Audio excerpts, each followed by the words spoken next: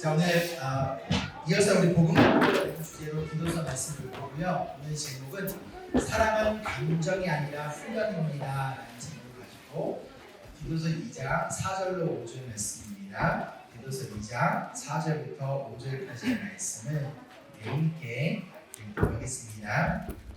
저희 교회는 한글은 3번역, 영어는 ESV 버전을 보고 있습니다. 우리 다 같이 일어나셔서 4절 5절, 짧은 구절이니까 한 목소리로 읽겠습니다. 먼저 4절입니다. 그리하여 그들이 젊은 여자들을 훈련시켜서 남편과 자녀를 사랑하고 신중하고 순결하고 집안 살림을 잘하고 남편에게 순종하는 사람이 되게 해야 할 것입니다. 그래야 하나님의 말씀이 비방을 받지 않을 것입니다. 아멘. 가슴에 손을 얹고 이 시간 고백하겠습니다. 이 시간 하나님의 말씀을 받습니다. 이 말씀이 나를 변화시킵니다. 이 말씀이 우리 가정을 변화시킵니다. 내 멋대로의 신앙에서 벗어날 것입니다. 아멘. 앉아주시고요.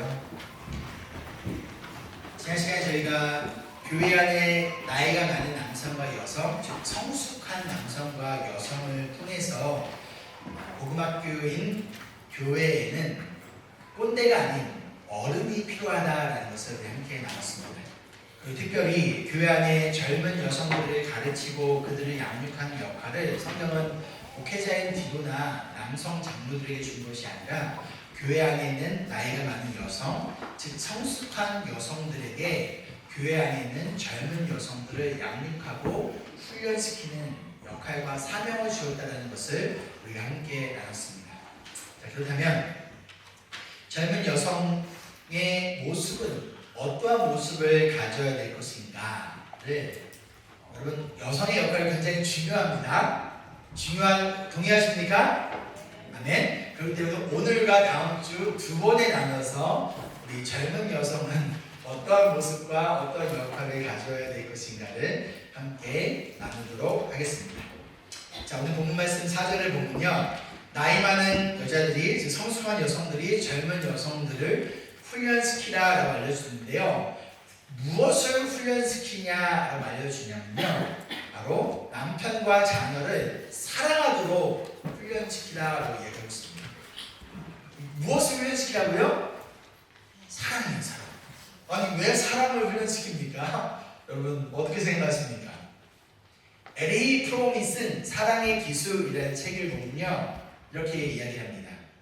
사랑이란 순간에 피었다가 지고 마는 감정이 아니라 끊임없는 노력과 훈련이 필요한 기술이자 이성적 결단이다 라고 이야기합니다. 다시 한번 말씀드릴게요. 사랑은 잠깐의 감정이 아니라 끊임없는 노력과 훈련이 필요한 이성적 결단이다 라고 이야기하고 있어요.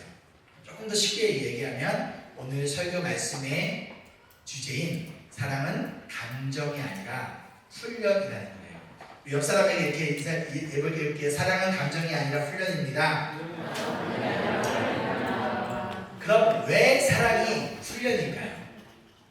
사랑은요, 받는 것이 아니라 주는 거예요. 사랑은 나누는 거, 이 노래 아시나요? 맞나요? 몰라요? 사랑은 나누는 거 어떻게 할 거예요? 받지 않는 거 동정한 일. 이거 모르시나요? 몰라요? 모르시고 제가 나중에 살아서 보여드릴게요.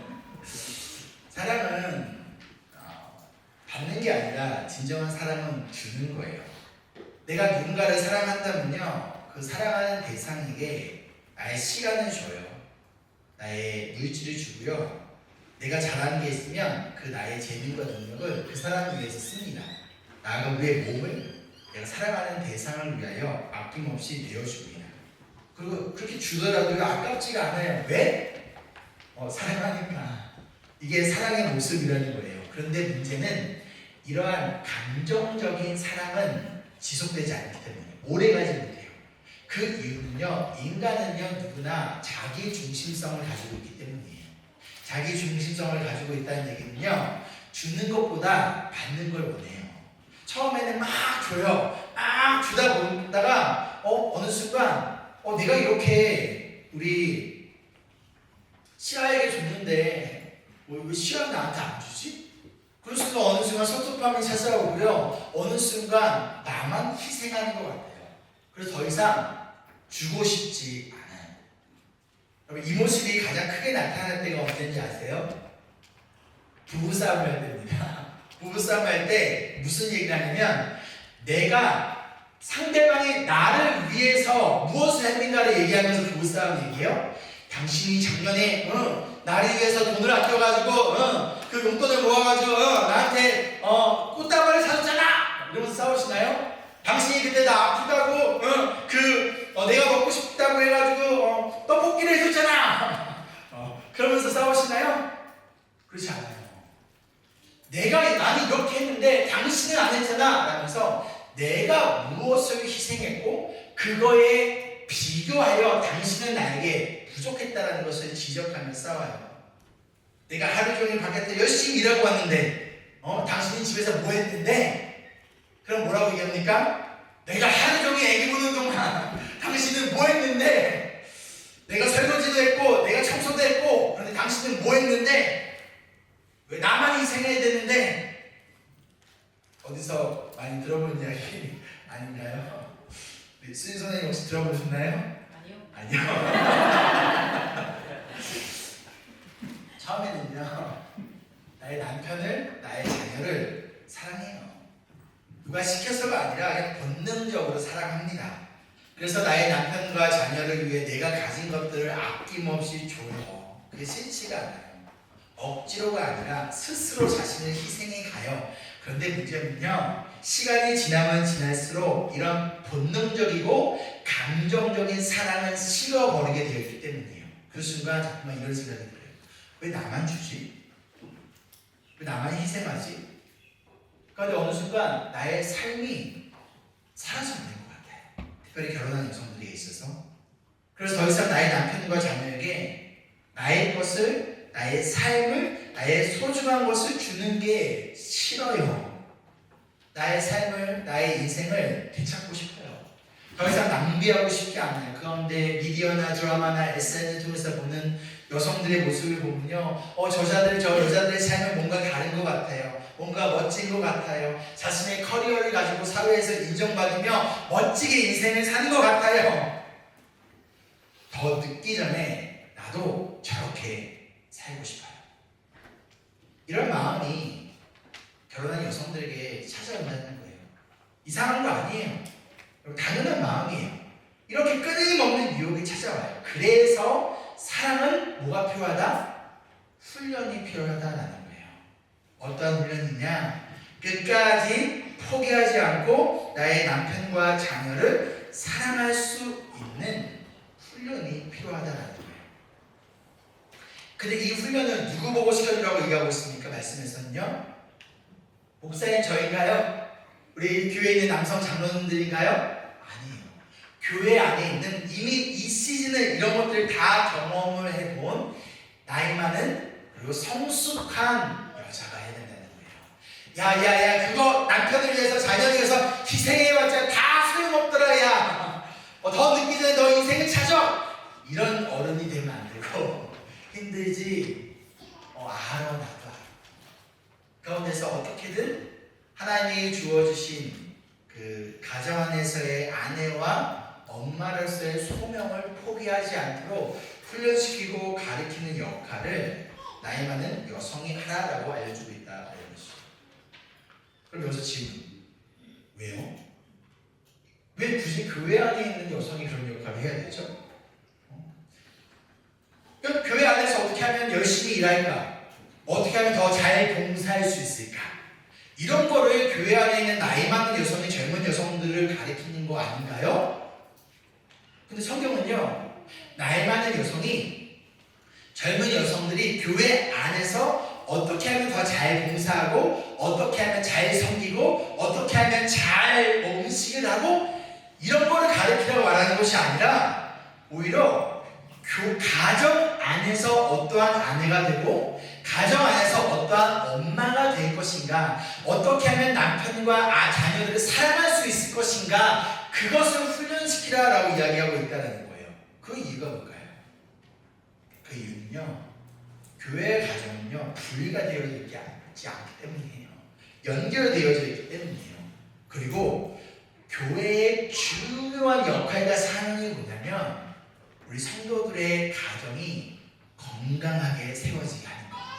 이것이 교회에게 주어진 너무나 중요한 사명이기 때문이에요.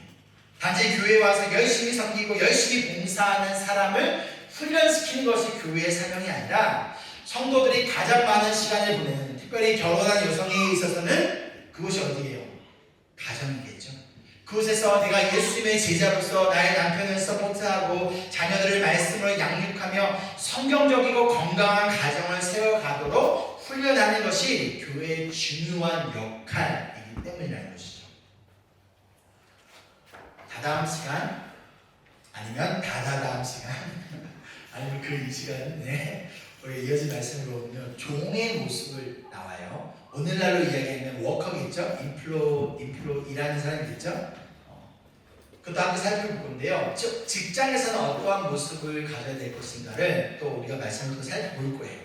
이처럼 교회는요, 성도들이 교회 안에서만이 아니라 실질적으로 가정과 직장 안에서 어떻게 복음에 따라 예수님의 제자로서 복음에 합당한 삶을 살아갈 수 있도록 양육하고 훈련하고 기도하고 격려하는 것이 바로 교회의 사명이라는 거예요.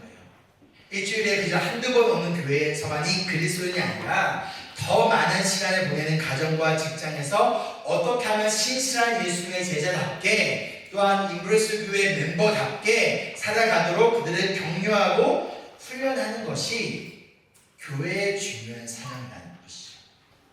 그 역할을 감당하기 위하여 교회 안에 있는 나이가 많은 여성들, 교회 안에 있는 성숙한 여성들, 성숙한 남성들, 꼰대가 아닌 어른의 역할이 필요하다라는 거예요. 자, 그럼 구체적으로 어떠한 모습이 젊은 여성이 가정에서 남편과 자녀를 사랑하는 모습일까? 이어진 말씀을 통해서 우리 함께 살펴볼게요. 자, 가장 먼저 5절 말씀을 보면요, 신중하라라고 얘기를 하고 있어요. 이 신중하다라는 영어로 보면 self-control이죠. 헬라어 단어는요, 소프로노스인데요. 이 뜻은요, 스스로 절제하는 마음이라는 뜻이에요. 소프로노스는 스스로 절제하는 마음인데, 특별히 이 단어가 여자에게 사용됐을 때는요, 어떠한 의미를 가지고 사용되었냐면요, 성적인 유혹을 버린다라는 의미로 사용되어진 단어예요. 이 평상시에는 스스로 절제하는 마음이라는 단어의 의미인데, 여자에게 사용될 때는 성적인 유혹을 절제한다, 버린다는 의미로 사용되어진다는 거예요. 그래서 이어진 두 번째가 뭐예요? 순결이죠. 퓨어. 이것도 마찬가지로 성적인 순결을 의미합니다. 당시 크레타 섬은 성적인 타락한 도시였어요. 그런데 이미 결혼을 한 부부가 된 남자와 여자들이 다른 남성과 다른 여성들과 성적인 관계를 종종 즐기기도 했습니다. 이러한 시대와 문화 속에서 많은 결혼을 한 젊은 여성들이 그런 유혹 가운데 노출되어 있다는 거예요. 그런 여자들에게 뭐라고 얘기하냐? 가장 첫 번째로 너가 남편과 자녀를 사랑하는 방법이 있는데, 사랑하는 것이 뭐냐? 맛있는 음식을 해주다가 아니라 뭐래요? 신중하고 순결하래요. 즉 성적으로 유혹이 찾아오더라도 내가 나의 남편과 나의 자녀를 사랑하기 때문에 절제하며 순결을 지켜라. 이것이 아내가 남편을 사랑하는 방법이라는 거예요. 그럼 내가 내 남편 혹은 내 아내가 아닌 사람하고 성적 관계를 안 가지면 되는 건가요? 말이 좀 어렵죠. 다시 그러면 내가 성적인 순결만 지키면 된다는 건가요? 그게 남편을 사랑하는 모습인가요? 아니요, 그렇지 않아요. 요즘 시대에 섹스리스 부부가 굉장히 많아지고 있다고 합니다. 제가 찾아보니까 한국의 한겨레 신문에서 2016년이 벌써 오래전이에요. 2016년의 조사 결과를 보면 결혼한 부부의 36%가 섹스리스의 가정이라고 해요. 오늘 이 시대는 더 많다라고 합니다. 그런데요, 하나님은요 부부에게 성을 선물로 주셨어요. 그렇죠? 하나님이 다른 사람이 아니라 부부에게만 주신 선물이 있는데 그것이 성이라는 거예요. 근데 하나님이 주신 이 선물을 내가 사용하지 않아, 이것을 즐기지 않아, 그것을 선물을 주신 하나님에 대한 예의가 아닌 거예요. 제가 집을 좀 뭐 선교든 연천 수익이든 아니면 다른 집회든 집을 비울 때마다 돌아올 때 아내와 아이들을 위한 작은 선물을 항상 사와요. 그런데 제가 사준 선물을 아내가 사용하지 않고 어딘가에 방치하는 것을 볼 때가 있어요. 그럼 제 마음이 어떡할까요? 마음이 똑당해요. 속상합니다. 그래서 다음에는 사오지 말아야겠다라는 생각이 들지만, 그런데 가정의 평화를 위해 또다시 사오는 착한 남편입니다. 하나님은요 부부에게 성을 선물로 주셨어요. 그리고 이 성행위를 통해 아내가 남편을, 그리고 남편이 아내를 사랑하기를 원하세요. 이것이 하나님이 부부에게 주신 사랑의 선물이라는 거예요. 캐롤린 메허니가 쓴 여자 그리스도인으로 살아가기라는 책이 있어요. 여러분들 이 책 한번 사서 보시기를 추천드립니다. 한번 우리 천천히 한번 같이 읽어볼게요. 시작. 부부간의 성행위는 인간관계의 절정에 해당한다. 성행위는 사랑의 전환을 가장 고귀한 수단이자 말로 표현되지 않는 사랑의 언어이다. 성행위는 가장 깊고도 강렬한 감정을 분출시켜 그 무엇으로도 만질 수 없는 신뢰감을 만든다. 성행위라는 선물을 주고받으면서 살다 보면 세월이 갈수록 부부간의 친밀함이 더 강해지고 귀해진다. 성행위를 할 때마다 우리는 우리가 사랑하는 사람을 조금씩 더 깊이 알아가게 된다. 인간관계의 절정이라고 얘기를 하고 있습니다. 그렇죠? 그런데서 성행위는요 나의 쾌락을 점점 강해지게 만든다고 얘기하지 않고 부부의 친밀감, 인티머시, 친밀감을 더욱더 강하게 만들어준다는 거예요. 그러면서 내가 사랑하는 사람에 대해서 더 깊이 알아가게 한다는 것이죠. 성은 쾌락을 주기 위해서, 즐거움을 위해서 주신 것이 아니라 친밀감을 위하여 서로를 알아가기 위해서 주신 것이 바로 성이라는 거예요. 이것은 하나님이 우리에게 주신 아름다운 선물이에요. 제가 이 설교를 준비하면서 하나님이 성을 선물로 주셨는데, 그러면 이것을 어떻게 하나님을 기쁘게 하며 올바르게 사용해야 될지, 왜 오늘날 우리 교회를 포함했어요? 왜 교회에서는 이것을 가르치지 않고 있을까? 오히려 성에 대해서 어디서 배워요? 친구한테 배우거나, 동영상을 통해서 배우거나, 학교를 통해서 배우거나, 아니면 유튜브를 통해서, 다른 곳을 통해서 배워요. 그러다 보니 올바른 성경적인 성에 대해서 우리가 배우고 적용하기에 어려움이 생기는 게 사실입니다. 그렇죠? 그렇기 때문에 제가 우리 유스 아이들이 있는데 내가 이런 얘기 해도 되나? 우리 싱글, 우리 남자 여자들이 있는데 이런 얘기 해도 되나? 라고 생각을 했지만 오히려 뭐 해야 되는 거예요? 해야 되는 거예요. 그렇죠? 어렸을 때부터 배워야 한다는 것이죠. 우리가 친한 사람과 밥을 먹을 수 있어요. 그렇죠? 저랑 밥 드실 수 있으세요? 내가 어떻게 설명 밥을 먹고 그런 분 계세요? 한번 손 들어보세요. 없죠? 친한 사람하고 우리가 어디 뭐 데이트 자는 게 아니라 어딘가 뭐 바다 보러 놀러 갈 수도 있어요. 여행 갈 수도 있어요. 영화를 볼 수도 있어요. 그렇죠? 선물을 주고 받을 수도 있어요. 하지만 아무리 친하다고 해서 성행위를 할 수는 없어요. 이것은 부부에게 주어진 하나님의 사랑의 선물이라는 거예요. 그런데 사탄은요, 하나님이 주신 선물을요 잘못된 방법으로 사용하게 하거나, 첫 번째, 아예 사용하지 않게 합니다. 잘못된 방법으로 사용하는 거, 이거 잘못된 거예요. 하지만 아예 사용하지 않는 거, 그것도 잘못된 거예요. 하나님이 사용하라고 줬는데 사용하지 않아. 특별히 하나님이 부부가 이것을 통하여 서로 사랑하고 서로 친밀해지고 서로 더 그것을 통해서 하나님께 감사와 영광을 올려드리라고 주신 선물을, 즉 성을 우리가 사용하지 않는다면 이것도 하나님께 감사와 기쁨을 드리는 모습이 되지 않는다는 것이죠. 그렇죠? 혹시 성적인 생각이 안 드십니까? 그럴 수 있어요. 결혼한 지 시간이 지나다 보니 더 이상 나의 배우자를 향한 그런 나의 감정이 막 로맨틱하지 않을 수도 있어요. 우리 김지영 씨 혹시 나를 보면서 로맨틱한 마음이 안 듭니까? 들어요. 들으셨죠? 우리 유튜브로 보신 모든 분들 증인입니다. 때로는 감정이 안 될 때도 있어요. 그렇죠? 그래서 사랑은 뭐다? 감정이 아니라 훈련이다라는 거예요. 이 여자 그리스도인으로 살아가기라는 책에서요, 이런 성경적인 부부적인 열정적인 부부 관계를 발전시켜 나가는 데 필요한 부부간 성행위를 위한 3가지 원리를 알려주고 있는데, 첫 번째가 한번 첫 번째 같이 읽어볼까요? 시작. 항상 매력을 유지하라. 아내는 남편의 눈에 아름답게 보이려고 노력해야 된다는 거예요. 이거는 아내뿐만 아니라 남편도 마찬가지예요. 그렇죠? 혹시 집에서 맨날 수면 바지에 세수도 안 하고 계십니까?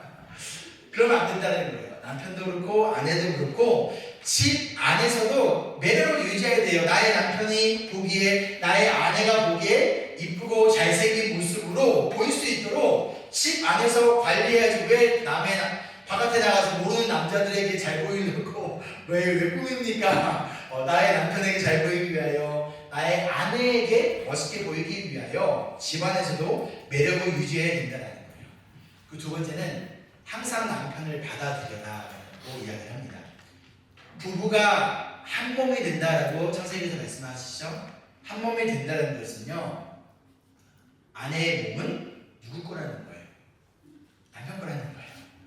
남편의 몸은 누구 거라는 거예요? 아내 거라는 거예요. 그렇기에 내가 원치 않더라도 나에게 어떤 성적인 그런 욕구가 없더라도 상대방이 원한다면 나의 몸을 내어주는 것이 사랑의 모습이라는 거예요. 만약 내가 아내는 남편인데 몸이 너무 아프거나 안 좋을 수도 있어요. 그런데 아픈 아내한테 아픈 남편에게 막 요구하고 그러면 안 돼요. 알겠죠? 그런 것을 얘기하는 것이 아니라 그냥 내가 별로 생각이 없다고 해서 내가 원하지 않기 때문에 나의 배우자가 원하는데 거부한다면 이것은 자기 중심적인 그리고 이기적인 사랑의 모습이라는 거예요.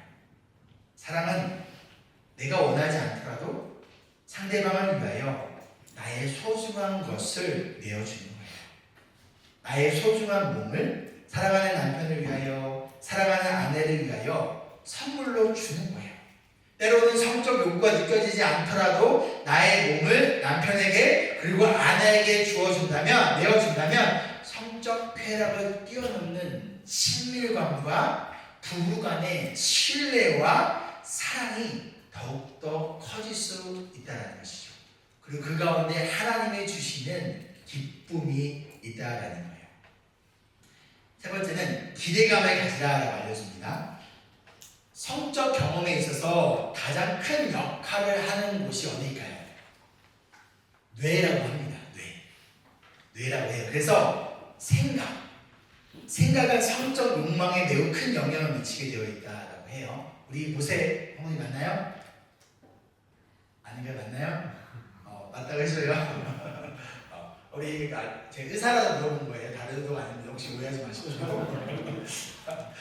즉 성적 기대가 없다면 성적 욕구도 당연히 사라질 수밖에 없다라고 해요. 그렇기 때문에 기대감을 가져야 되는데 하루 종일 그냥 남편과 아내를 생각하는 거예요. 이 인간은 저번에 나한테 이렇게 했지. 내가 쓰레기통 내놓고 가라고 했는데 그냥 갔어? 설거지도 안 하고 그냥 나가버렸네? 하루 종일 남편을 생각하면서 들어와 봐라. 이러면 성적 욕구가 생길까요? 안 생길까요? 안 생겨요. 그게 아니라 남편과 아내가 나에게 잘해줬던 거, 그런 것들을 기대하며 생각하라는 거예요. 그리고 신혼 시절에 함께 서로를 배려했던, 사랑에 함께 했던 그런 생각들을 생각하며 기대의 마음을 가지라라는 거예요. 그리고 함께 보낸 로맨틱한 시간들을 상상하며 기대해 볼 때 그것이 도움이 된다라고 이 책에서 알려주고 있어요. 이처럼 우리를 매력적으로 가꾸고 항상 나의 배우자를 받아들이며 사랑의 행위를 기대한다면 배우자와 아름다운 사랑을 나눌 수 있다는 거예요. 근데 그 목적은 성적 쾌락의 목적이 아니라 친밀감과 서로를 향한 사랑, 신뢰와 기쁨이라는 것이죠. 그리고 무엇보다도 이것이 성경적인 부부의 사랑의 모습이에요. 여러분 성경적인 부부하면 이제 메리지 카운셀링 하잖아요. 프리메리지 카운셀링 주의하기 전에 성경적인 부부의 모습이 무엇입니까? 라고 질문하면요 다 뭐라고 얘기하는지 아세요? 큐티하는 거예요. 둘이 같이 큐티하는 거예요. 같이 기도해 주는 거예요. 맞아요. 근데 성경적인 부부의 사랑의 모습은요 하나님께서 만들어주신 남편과 아내가 서로의 몸을 하나가 되는 거. 그렇죠? 하나님이 선물로 주신 성을 아름답게 올바르게 사용하는 거, 이거 성경적인 거예요. 근데 부부가 맨날 큐티만 하고 기도만 해. 근데 우리는 거룩해야 돼. 경건해야 돼. 가족끼리 왜 이래? 이러면서 하나님이 선물로 주신 성을 사용하지 않는다면 그 모습은요 성경적인 모습이 아니라는 것이죠. 아멘이십니까? 네. 자, 이어지는 두 번째 사랑의 모습은 조금 민망한 거 지나갔어요. 그러니까 이제 얼굴 보시고 저랑 딱 눈빛을 피하시는데 이제는 맞추셔도 괜찮아요. 피하셨던 분들 알겠죠? 두 번째는요, 내가 남편과 아내, 자녀를 사랑하는 모습은요 집안 살림을 잘하는 거예요. 영어로 보면요 working at home이에요. working from home이 아니에요. working at home이에요. 자, 젊은 여성들이 집안 생활을 살림을 잘하래요. 이거 들으면 기분이 좋아요, 나빠요? 이 집안 살림을 잘하고 이거 듣는데 막 기분이 좋으신 분 계세요? 대부분은 없어요. 기분이 안 좋아요. 왜 기분이 안 좋을까요? 그 이유가 혹시 집안일을 하는 건 뭔가 가치가 없고 의미가 없는 일이라고 생각하기 때문 아닐까요? 만약 집안일을 하는 것이, 그것을 잘하는 것이 가치가 있고 의미가 있는 일이라고 생각한다면 우리는 기분이 좋아요. 그럼 왜 우리는 집안일을 하는 것이 가치가 없는 일이라고 생각할까요? 그 이유가 뭘까요? 많은 이유가 있겠지만 대표적인 이유는요 돈을 받지 않기 때문이에요. 여러분 어떻게 생각하십니까? 요즘 물가에 따라서 여러분들이 가족을 위하여 함께 식사를 할 때마다 25불씩 받아. 25불에서 30불씩 받아. 설거지 할 때 설거지 30불, 빨래는 너 이거 개어야 되니까 50불. 이렇게 여러분들이 집안일을 할 때마다 돈을 받는다고 생각한다면 여러분 집안일을 하는 것을 싫어할까요? 아니면 좋아할까요? 우리는 가치를 돈으로 환산해서 생각을 해요. 그래서 내가 돈을 많이 받으면 그만큼 내가 가치가 있다고 생각을 해요. 우리 프로 운동선수들이 왜 몸값을 올리죠? 여러분들이 이직을 할 때 왜 이직을 해요? 이직하는 이유가 뭐예요? 이직할 때 돈을 더 적게 주는 데로 이직하시는 분 계세요? 아니죠. 어떻게든 돈을 더 받으려고 해요. 몸값을 더 받으려고 해요. 그 이유가 뭐냐면 우리는 얼마를 받느냐를 곧 나의 가치로 여기기 때문에, 밸류로 환산하고 있기 때문이라는 거예요. 반대로 돈을 적게 받거나 돈을 받지 않으면 이것은 가치가 없는 일이라고 생각한다는 거예요. 그래서 내가 남편을 서포트하고 나의 아이를 돌보는 것이 돈을 받지 않기 때문에 가치가 없다라고 생각한다는 것이죠. 이것이 우리가 살아가는 세상의 모습이라면 이러한 모습이 그리스도인 가정 안에도 영향을 받게 되어 있어요. 우리 가정 안에도 들어와 있다는 것이죠. 여러분 어떻게 생각하십니까? 여자든 남자든 누구든 한번 답해보세요. 집안일을 하는 것이 가치가 있다고 생각하십니까? 아니면 가치가 없다라고 생각하십니까?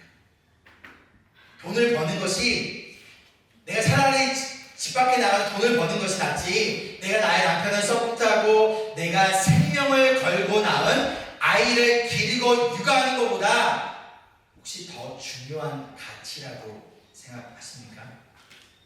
그럼 왜 여성이 집안일을 하는 것이 가치가 있을까? 무엇보다도 성경적이기 때문이에요. 하나님이 원하시는 일이기 때문이에요.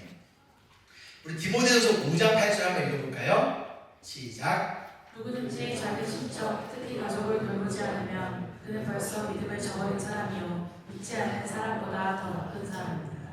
여기서 말하는 그는요, 남편을 얘기합니다. 남자를 의미해요.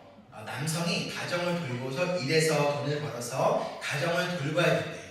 근데 나의 가정을 돌보지 않으면서 바깥에서 그만 다른 사람들만 도와주는 거예요.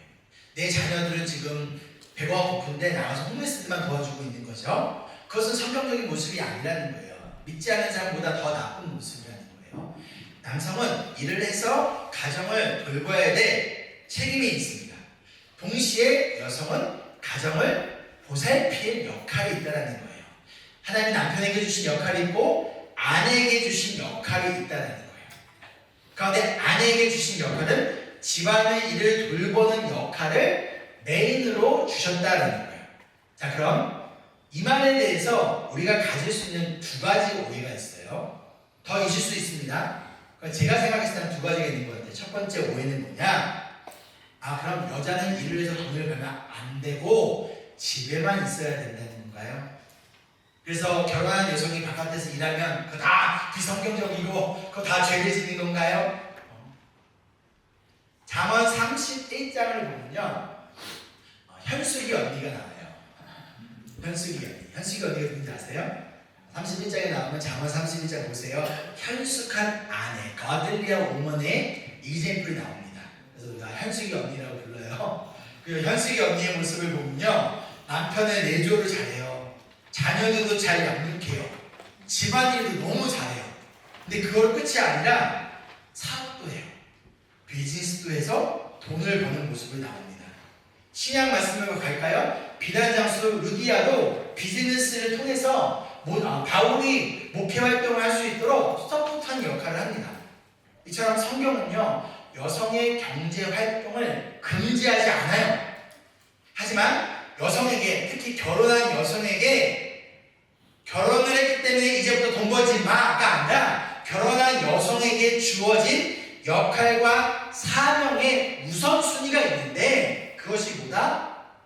돈 버는 게 아니라 가정을 돌보는 거라는 거예요.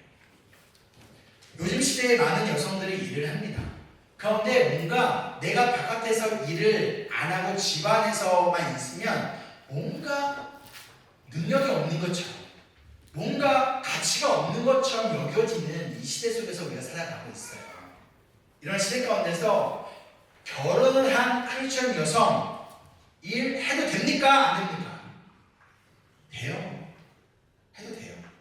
다시 한번 말하지만 성경은 여성들의 경제활동을 금지하지 않고 있어요. 그러나 내가 돈을 번다는 이유로 남편을 서포트하고 자녀를 양육하는 것을 책임지지 않고 소홀히 하고 이것을 다른 사람들에게 전적으로 맡긴다면 이것은 비성경적이고 하나님이 만드신 가정의 모습을 망가뜨리는 일이라는 거예요. 여러분, 동성 결혼만 셈섹스 매리지만 하나님이 창조하신 가정의 모습을 깨뜨리는 것이 아니에요. 우리가 착각해서는 안 됩니다. 부부가 성행위를 하지 않는 것도 하나님이 만드신 부부의 가정의 창조의 모습을 깨뜨리는 거예요. 아내가 일을 한다는 이유로, 내가 돈을 번다는 이유로 가정을 돌보지 않는 것도 하나님이 창조하신 가정의 모습을 깨뜨리는 거예요. 만약 결혼을 한 여성들이 밖에서 일을 하고자 한다면 해도 됩니다. 하지만 그 일이 나의 가족들에게 어떠한 영향을 미칠지에 대해서 생각해 봐야 된다는 거예요. 그런데 내가 일을 하고자 하는 동기가 무엇인지를 점검해 봐야 된다는 거예요. 나의 만족을 위해서인가? 아니면 하나님을 위해서인가? 내가 지금 일을 해서 돈을 버는 것이 나의 남편을 도울 수 있는 일인가? 남편이 열심히 일을 하는데 그 수익으로 어떻게든 절제하며 사용하지만 그럼에도 불구하고 재정이 여유롭지 않을 수 있어요. 그런데 남편이 혼자 너무나 힘겹게 혼자 막 주 6일을 7일 일할 수 있어요. 그러면 남편을 서포트하기 위하여 얼마든지 여성이 일을 할 수 있다라는 거예요. 근데 여성은 집안일을 잘하라고 하기 때문에 나는 집안일만 잘하면 돼 하면서 일을 안 한다? 그것도 남편을 서포트하는 모습이 아닌 거예요. 남편을 서포트하기 위하여 필요하다면 나가서 일해도 괜찮습니다. 근데 그게 나의 동기가 아니라 가정에서 일을 하는 게 내가 싫은 거예요. 뭔가 가치가 없는 것 같고 뭔가 내가 의미 없는 인생을 사는 것 같아요. 이 일이 가정을 돌보는 나의 가장 중요한 역할과 사명을 방해하고 있지 않을까 스스로 먼저 질문해봐야 돼요. 그러고 나서 남편과 함께 상의해봐야 돼요. 여보, 내가 일을 하는 것에 대해서 어떻게 생각해?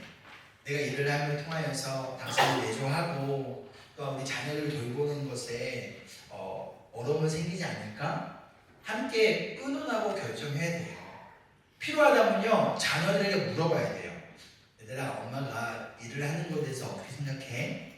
엄마가 일을 하면 이만큼을 하면 엄마가 이만큼을 너희들과 시간을 못 보낼 수 있는데 너희들 괜찮아? 아이들하고도 물어보고 아이들하고도 충분한 대화를 해야 된다는 것이죠. 두 번째 오해는요, 그럼 아내만 집안일을 해야 한다. 이거 우리가 가질 수 있는 잘못된 오해예요. 제가 이제 저희 사랑하는 우리 김지영과 결혼을 앞두고 저희 어머니가, 저희 엄마가 저를 불러놓고서 이렇게 얘기했어요. 이렇게 말씀하셨어요. 아들, 결혼을 하면 집안일은 도와주는 거 아니다. 아들, 집안일 도와주는 거 아니야? 라고 말씀하셨어요. 남편분들 아멘이십니까? 이 눈치 보네. 그리고 나서 이어서 뭐라고 말씀하셨냐면, 아들, 집안일은 도와주는 게 아니라 함께 하는 거야. 그러니까 도와준다고 생각하지 말고 지영이와 함께 한다고 생각해 라고 말씀해 주셨어요. 여성분들 아멘이십니까? 네. 제가 결혼 초에 신혼을 1년을 뉴질랜드에서 보냈잖아요. 그래서 아내가 이제 시장을 가서 울리 같은 데 가서 쇼핑을 해서 가지고 오면 제가 영수증을 꺼내가지고 하이라이트 가지고 하나씩 체크를 했어요. 그러면서 물어봤어. 아니, 왜 프리 레인지 에그를 사? 케이지 사야지. 케이지가 더 싼데. 아니, 이 고기 언제 먹을 거야? 오늘 먹는데. 오늘 먹을 거면 분명히 그 익스파이어가 다 돼가지고 그 프라이스 드롭된 거 있는데, 싼 거 있는데 왜 이 익스파이어 돼서 많이 남은 거 비싼 거 사와? 이거 1+1 없었어? 하면서 하나씩 체크하고 그 다음부터 쇼핑하러 갈 때마다 제가 함께 따라가가지고 아내가 산다고 하면 그거 사도 돼. 그거 말고 저기 싼 거 있어. 저거 사. 제가 그랬던 적이 있습니다. 지금은 절대 그러지 않아요. 여러분들 오해하시면 안 됩니다. 어제도 우러스 갔다가 제가 스파클링 워터 좋아해요. 스파클링 워터 20캔이 25불에 세일하는 거예요. 좋아가지고 이렇게 사가지고 여보 이거 20캔에 25불이야. 세일하고 있어. 당신 물리 멤버십 있어 없어? 있으면 이거 세일이야. 딱 가져오니까 아내가 한 번 갖다 놔요. 저기 1.2로 진짜 병으로 된 거, 피트로 된 거 1불짜리 있어요. 아니 그건 한 번 따면 처음엔 괜찮은데 김이 빠져가지고 나중에는 맹맹해져. 안 된대요. 물론 아내가 사치하지 않도록 남편이 점검해야 돼요.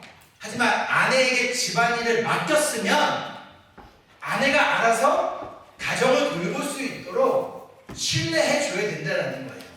여러분, 신뢰와 무관심은 다른 거예요. 남편이 아내와 함께 아내를 신뢰하며 함께 집안일을 해가며 가운데서 책임을 아내에게 돌리는 것이 아니라 함께 그 책임을 져가야 되는 거예요. 동시에 아내가 그 집안일을 잘 돌볼 수 있도록 때로는 내가 마음에 들지 않더라도 굳이 이걸 왜 사? 할더라도 그냥 맡겼으면요 맡겨줘야 돼요. 아내가 결정해야 할 일이 있으면 아내가 결정할 수 있도록 맡겨주고 격려하고 해야 된다는 것이죠.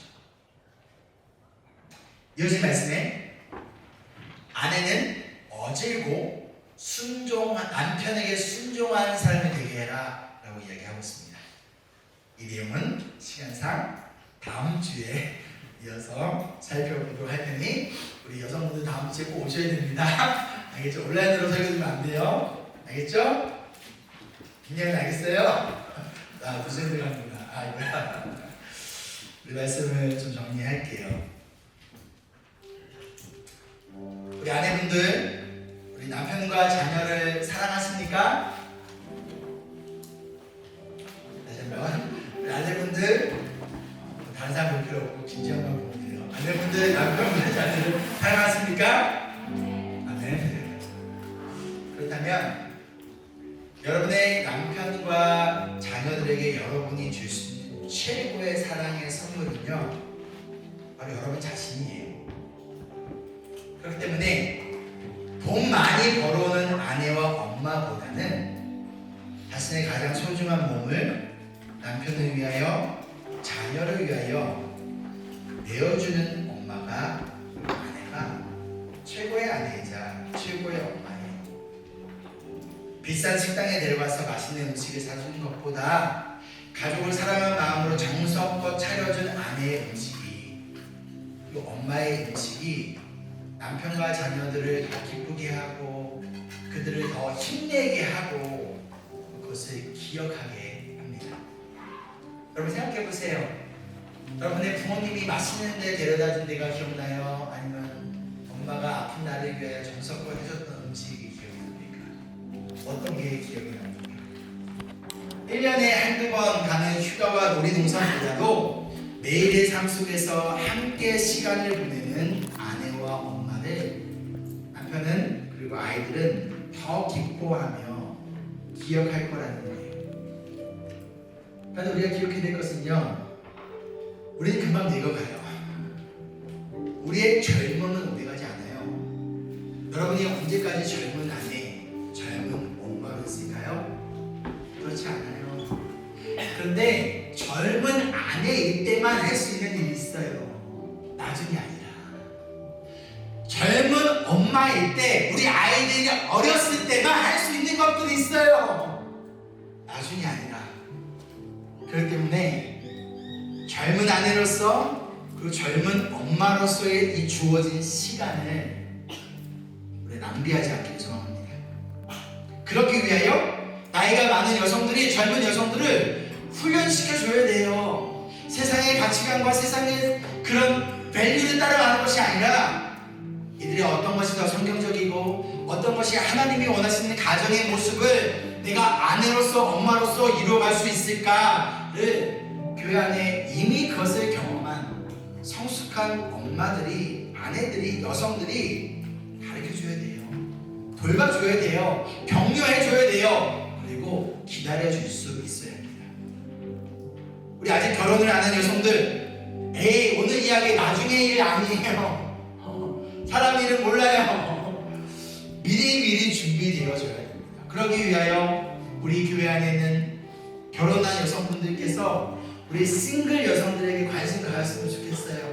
이들에게 미리 좋은 모델이 됐으면 좋겠고요. 가르쳐줬으면 좋겠고요. 관심을 가졌으면 좋겠고요. 그리고 관계를 가져야 돼요.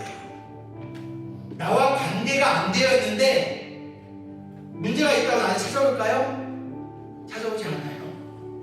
지금부터 미리미리 우리 싱글, 우리 미리미리 우리 현서와 우리 정화씨랑 관계를 가져야 돼요. 그렇죠? 진경씨랑 관계를 가져 있어야 돼요. 그래서 현서가 나중에 결혼을 해가지고 남편과 문제가 있을 때, 아이 낳고 힘들 때 누굴 찾아오는 거예요? 찾아올 수 있는 거예요. 지금부터 이 관계를 맺어가시기를 소망합니다.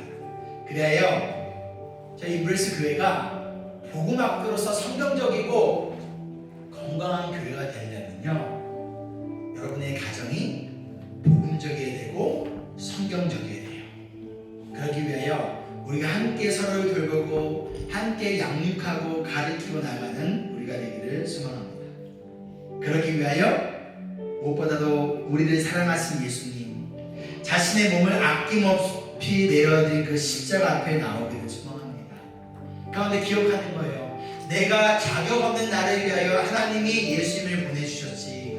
그런 것처럼 때로는 남편의 모습, 때로는 자녀들의 모습을 보면 내 사랑을 받을 자격, 내 소중한 몸을 내어줄 자격이 있어요, 없어요? 없어요. 그럴 때마다 자격 없는 나를 위하여 자신의 몸을 내어주신 예수님을 바라보며 그 십자가를 붙들며 나아갈 때, 그 십자가의 사랑이 여러분의 마음과 생각을 뒤엎을 때 우리는 나의 남편과 자녀를 사랑할 수 있다. 예수님이 자기 몸을 우리에게 내어주신 것처럼 여러분의 몸을 나의 사랑하는 남편과 아내와 자녀를 위하여 아낌없이 내어주는, 그리하여 여러분 가정 가운데 그 예수님의 사랑이 더욱더 흘러넘치기를 소망하며 축복합니다. 아멘. 다시 한번 옆 사람에게 인사할까요? 사랑은 감정이 아니라 훈련입니다.